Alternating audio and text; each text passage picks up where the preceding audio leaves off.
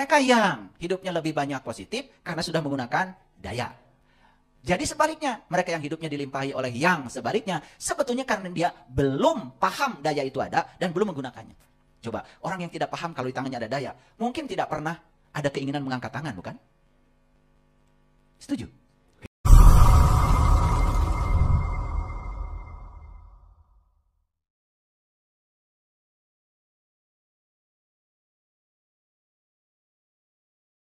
Jadi, begitu ada keinginan, daya merespon. Betul nggak? Jadi kalau begitu, keinginan sebesar apapun, ya, akan direspon oleh daya itu. Lalu kenapa kita selama ini tidak membuat keinginan yang besar-besar saja? Kan daya pasti merespon. Betul nggak? Nah, makanya hati-hati membuat ukuran.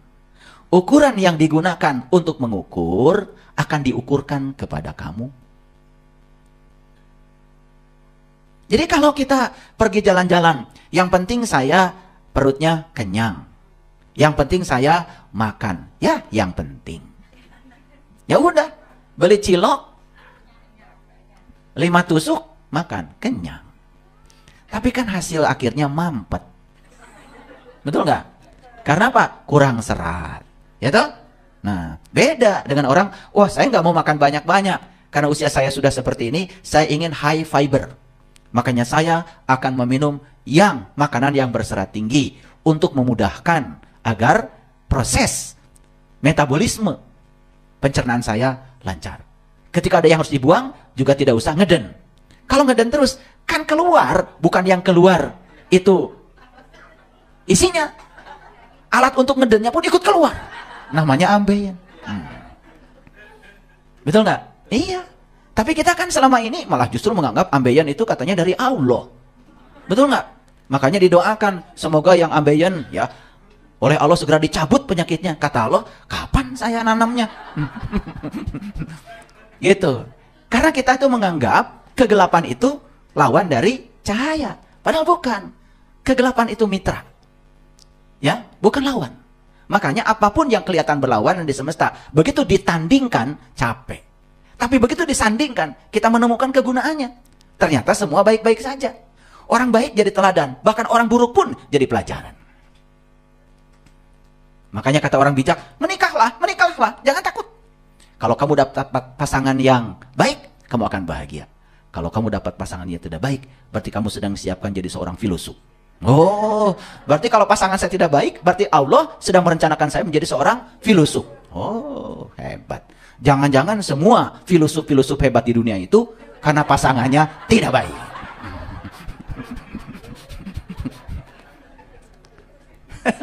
Apa yang buruk? Nggak ada yang buruk.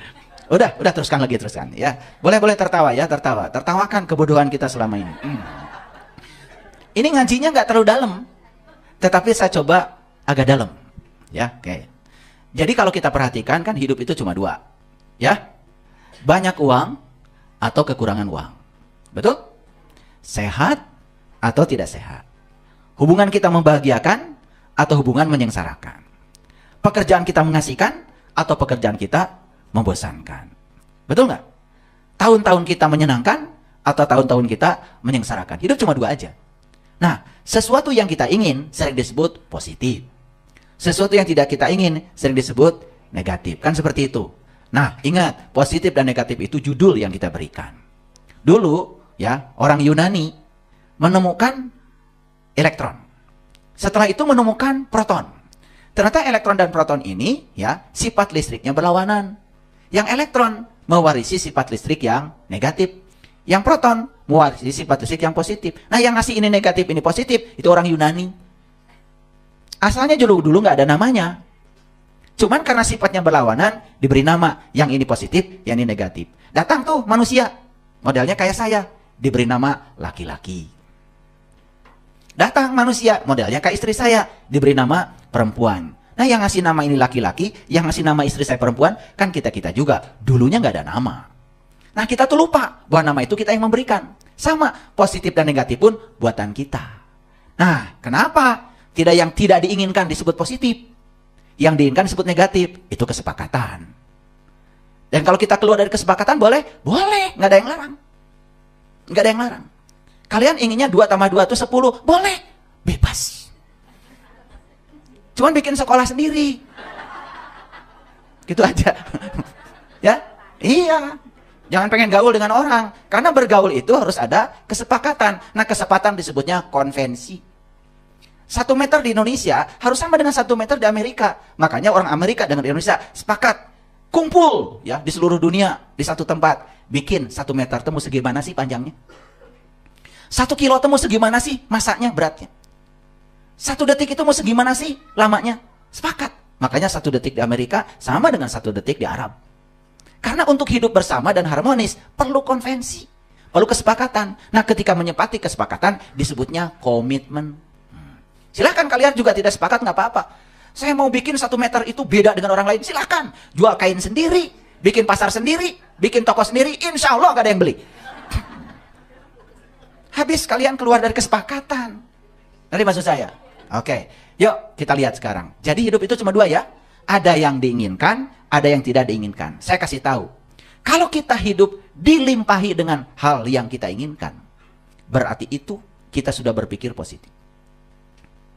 Kalau hidup kita dilimpahi yang tidak diinginkan, itu namanya kita berpikir negatif. Jadi sebetulnya berpikir positif itu berpikir segala hal yang kita ingin. Dan pasti yang kita inginkan, pasti yang kita suka, bukan? Coba, ada nggak di ruangan ini yang menginginkan sesuatu yang tidak disukai? Nggak ada kan? Pasti semua yang diinginkan yang kita suka, bukan? Oke, baik. Nah, tadi sudah dipraktekkan. Tadi, kenapa bisa muter-muter tangan, masih ingat tadi? Kenapa? Ada keinginan, daya bekerja. Betul? Sama. Ada orang ingin bikin pesawat. Daya bekerja.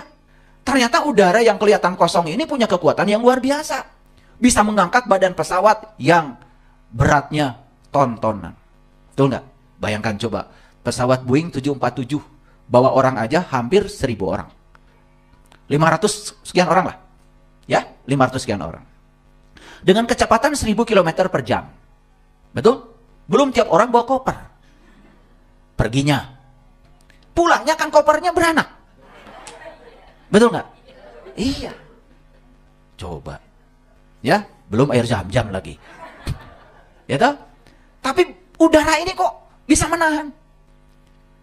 Jadi sebetulnya orang yang hebat itu orang yang tahu, oh di udara ada daya. Saya ingin menggunakan daya ini. Maka daya dari udara dimasukkan ke dalam ban. Ban kita bisa menahan bobot mobil yang luar biasa. Pernah nggak kalian bocor ban? Pernah kan? Repot kan? Coba. Tapi pernah nggak berterima kasih pada udara? Terima kasih udara. Pernah nggak? Ya iya itu. Kayaknya dianggap tabu, berterima kasih dianggap orang gila. Betul nggak? Padahal berterima kasih pada udara, luar biasa. Coba, berterima kasih pada tanah, air, api, udara itu biasakan. Maka mereka juga akan merawat kita. Ya? Oke. Jadi sekarang kita simpulkan dulu. Mereka yang hidupnya lebih banyak positif, berarti dilimpahi tadi, uang banyak, sehat, hubungan bagus, pekerjaan mengasihkan. Itu kenapa? Karena mereka telah menggunakan daya. Karena daya itu merupakan sumber segala sesuatu yang menyenangkan dalam hidup. Ingat ya, daya itu ternyata sumber segala sesuatu yang menyenangkan. Nanti akan saya beri nama daya itu. Nanti kemudian setelah mengerti, supaya gampang menyebutnya, terpaksa saya beri nama. Kan supaya gampang. Coba kalau saya tidak diberi nama, kan bingung kalian. Betul nggak? Atau nama kita sama semua, kan bingung kan? Iya. Kalau semua yang di ruangan ini yang perempuan Siti, yang laki-laki Asep, kan bingung panitia. Betul nggak? Bingung kan? Ya, udah lanjut dulu ya. Nah, jadi kesimpulannya apa? Mereka yang hidupnya lebih banyak positif karena sudah menggunakan daya. Jadi sebaliknya, mereka yang hidupnya dilimpahi oleh yang sebaliknya, sebetulnya karena dia belum paham daya itu ada dan belum menggunakannya. Coba, orang yang tidak paham kalau di tangannya ada daya, mungkin tidak pernah ada keinginan mengangkat tangan, bukan? Setuju? Oke, lanjut dulu. Nah, mereka yang hidupnya lebih banyak negatif, mereka belum bisa menggunakan daya itu. Jadi bagaimana kalau saya memikirkan kegagalan? Apakah termasuk menggunakan daya? Tidak. Karena kegagalan bukan kekuatan positif. Kegagalan berasal dari beban yang diciptakan oleh pikiran. Tapi kalau orang itu memikirkan kesuksesan, keberhasilan, itu dia sudah menggunakan daya. Jadi daya itu tidak pernah menyengsarakan. Dan daya itu tidak pernah membuat seseorang menjadi lemah. Maka orang yang lembek, cengeng, belum menggunakan daya. Orang yang suka membicarakan pasangan yang buruk-buruk, belum menggunakan daya. Orang yang dompetnya sekarang gak punya uang, belum menggunakan daya. Jadi tadi saya lihat yang mengeluarkan uangnya 2.000 tadi, belum menggunakan daya.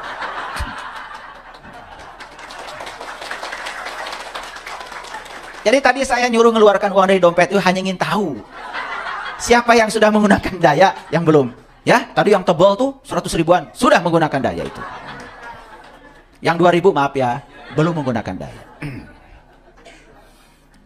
Saya tuh sebetulnya sudah menyampaikan ini berkali-kali, tapi tetap ada WA sama saya, belum mengerti katanya. Jadi terpaksa diulang dengan cara yang lebih terperinci. Oke. Paham ya sampai sini? Nah, nanti kalian selesai ini, mari kita gunakan daya itu. Mau hidup seperti apa? Jangan dibatasi. Mau uang sebanyak apa? Bisa. Kenapa? Kebahagiaan tidak bisa dibatasi, kecuali penderitaan. Kalau penderitaan ada titik nadirnya. Kenapa? Kalau orang menderita ada titik nadirnya, kan gak mungkin menderita terus. Malah justru titik nadir penderitaan bisa menjadi titik balik seseorang mengalami kebangkitan. Oleh itu maka hebat alam semesta diciptakan Tuhan ya. Kalau penderitaan ada titik nadirnya, tapi kalau kebahagiaan tanpa batas. Jadi siapa yang suka membuat batas? Ya dirimu sendiri. Karena tidak menggunakan kekuatan positif. Katanya maha meliputi, katanya maha kuasa, katanya maha pengampun, katanya maha segalanya. Mau memaafkan orang aja pakai syarat. Orang yang suka, kamu saya maafkan, tapi syaratnya, itu belum menggunakan daya. Ini supaya ngerti. Ya, supaya ngerti. Saya akan baik kepada kamu asal, itu belum menggunakan daya. Semua yang bersyarat tanpa menggunakan daya. Oke? Oke. Lanjut dulu ya. Oke. Setiap orang yang menjalani kehidupan yang menyenangkan, berarti dia sudah menggunakan kekuatan positif itu untuk mencapai kehidupan itu. Paham ya? Nah, daya untuk memiliki segala sesuatu yang positif dan menyenangkan oleh para ilmuwan diberi nama cinta. Tapi saya sebetulnya tahu nama yang sebenarnya sebetulnya adalah Tuhan.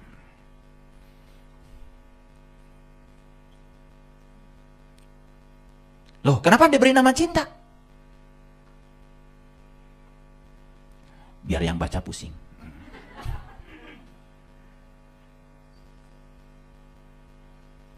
Tentu saja cinta yang dimaksud bukan rasa perasaan, tapi kekuatan positif. Ada nggak semesta ini kalau tidak ada daya itu? Kalian terlahir nggak kalau tidak ada daya itu? Ayah ibumu tidak mungkin bisa berpelukan kalau nggak ada daya itu. Betul? Ingin berpelukan, tapi nggak ada daya. Bisa nggak bergeser?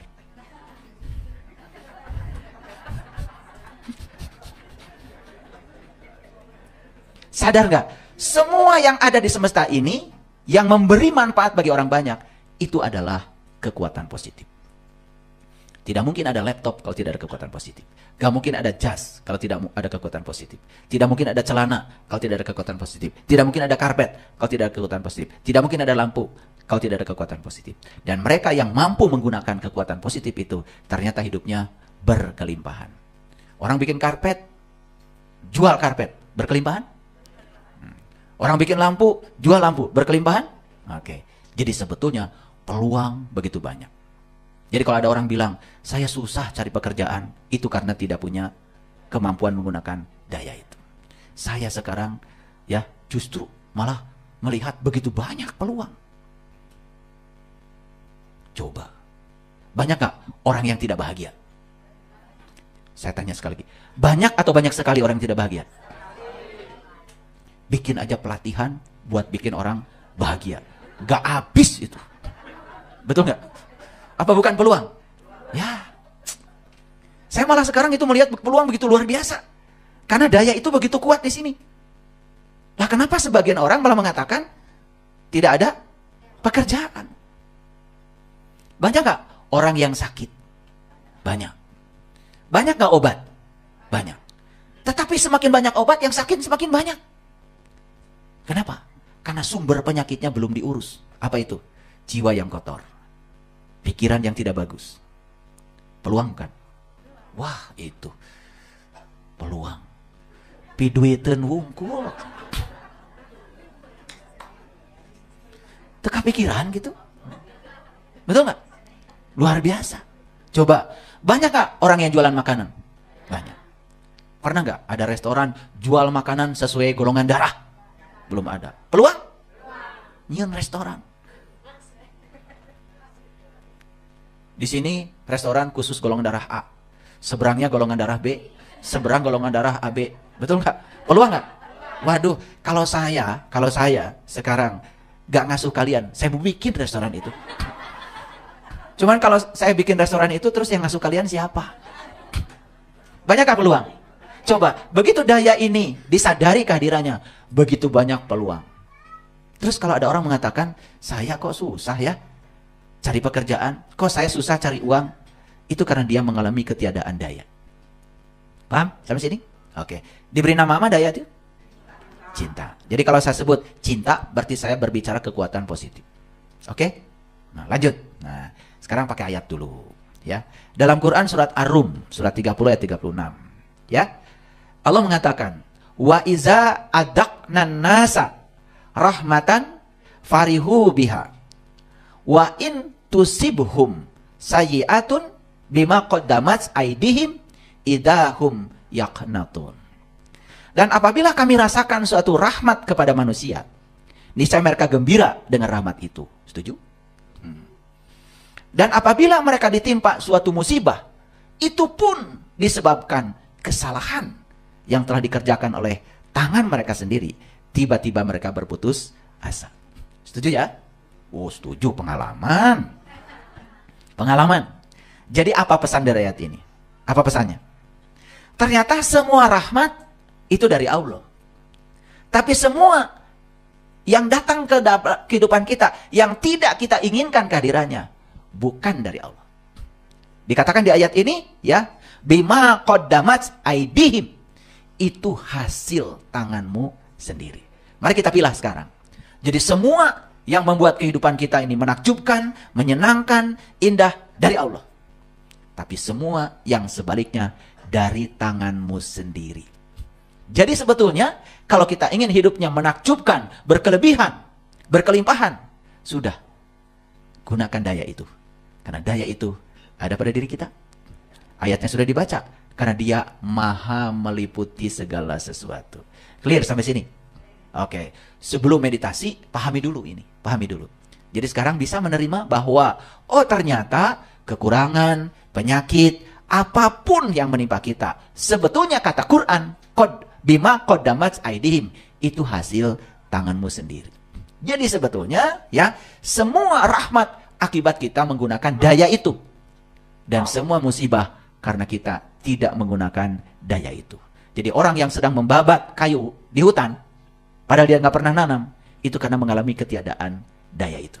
Tapi orang yang menanam hutan, supaya hutan hijau, oksigen banyak, pohon-pohon rindang, itu karena ada satu kekuatan dalam diri yang sedang digunakan.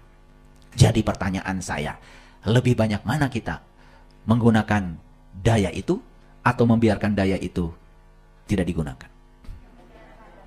Membiarkan. Setelah ini tahu, oh ternyata ada titik kritis yang harus kita lewati. Titik kritisnya nanti saya sampaikan. Kembali pada ayat ini. Mengerti?